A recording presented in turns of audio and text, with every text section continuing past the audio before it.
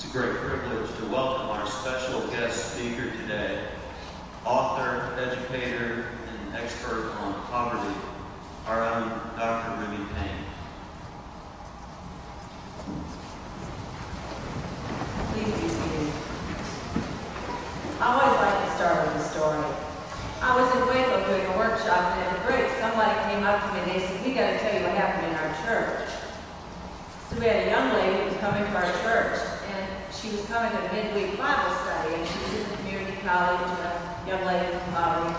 And so the ladies in the church really fell in love with her. And so one of the things they did, they found out when she was riding the bus, they all decided to get their money together to buy her a car. So they got $2,500 together and bought her a car. The next week, when the girl came to this Bible study, she was riding the bus again. And they asked the girl what happened. "Where's your car?" She said, "Well, I sold it. My boyfriend always wanted a motorcycle, so we bought him a motorcycle." Well, they were furious. They said, "That is just ridiculous." And I said, "You know what? If I were a girl, I'd have done the same thing." And they said, "You can't be serious." And I said, "Absolutely, I am." He said, what the girl understood that she couldn't tell you is, number one, she didn't have the resources to deal with that car. That car required tags, insurance, gasoline, inspection stickers. But the bigger problem for her was this, that one of the hidden rules in poverty, and in Sunday school I talk about hidden rules, there are unspoken cueing mechanisms people use to let you know you do or don't belong, okay? We have them by religion, we have them by race. How many of you stood up at the wrong time in the church? You went to a different church and stood up at the wrong time, okay? You broke a hidden rule. What she knew is one of the hidden rules in poverty is this: if you have any money or you have a vehicle, you have to share it. It doesn't matter whether you have a DWI, it doesn't matter whether you have no driver's license, you have to share it. One of the adult men in this neighborhood that I studied for 30 years, whenever he got done driving his car, he put it on cinder blocks. And when anybody came to borrow it, he'd say, "I'm so sorry, it's broke," okay? Because that's the only way he could say no. And so she understood that. So she thought, when she told you that car, she sold it for her boyfriend, that you would agree with that because relationships are so critical.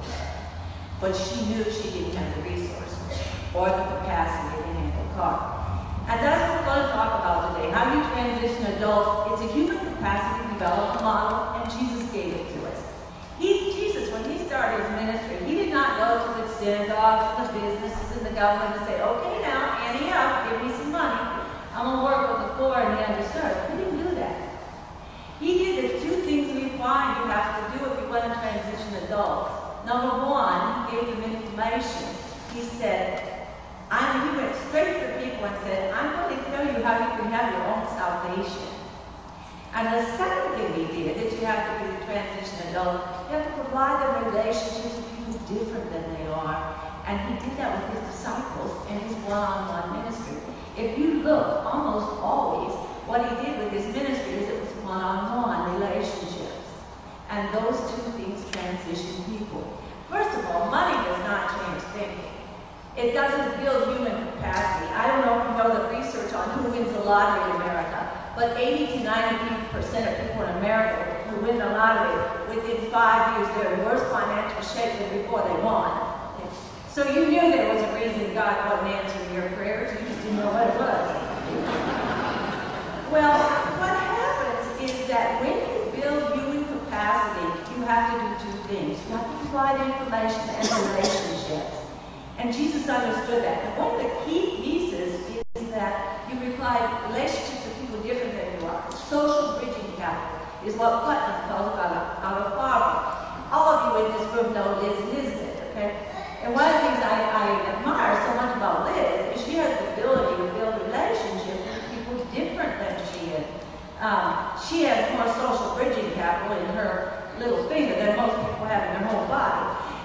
One time we were going through the airport and she had to finish drinking her water before she went through security. In 3 minutes, she found out the name of the security guard, how many children he had, where he lived, where he went to school, what he did before he was a security guard. I thought, she ought to work for CIA. But it's that human capital development, that relationship. And information and relationships are what make you and I change, okay? Particularly relationships different than we are. When I lived in Haiti, Payne for 3.5 months studying poverty and service when I was in college. And while I was down there, I also met a wealthy Italian aristocrat, so I studied wealth too. You study what's available. And then I came back and met my former husband, to whom I was married for 30 years. He came out of extreme poverty, and this neighborhood was a white neighborhood. Well, I was married to my former husband about a year, and I wanted to buy a house. And he said, no, we're not going to buy a house, because when you borrow money, the bank owns you. And you know what? In poverty, that's really true because of interest rates and misunderstandings of the contracts, etc. I said, well, we are going to have a house. Well, we argued for a year. We bought a house. Well, meanwhile, his mother went around and told everybody, that house is too expensive. They're going to lose that house, and you know what's going to happen? They're going to move in with us, okay? I said, no, we are not going to move in with anybody. We're not going to lose that house. Well, we had a year and a half.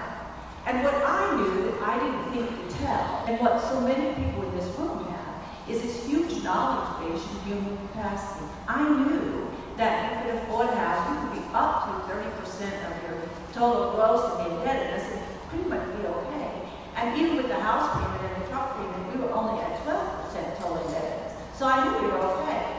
Well, a year and a half after we bought the house, we sold it for 50% more than we paid for it. Well, within 2 years, they all went out and bought houses.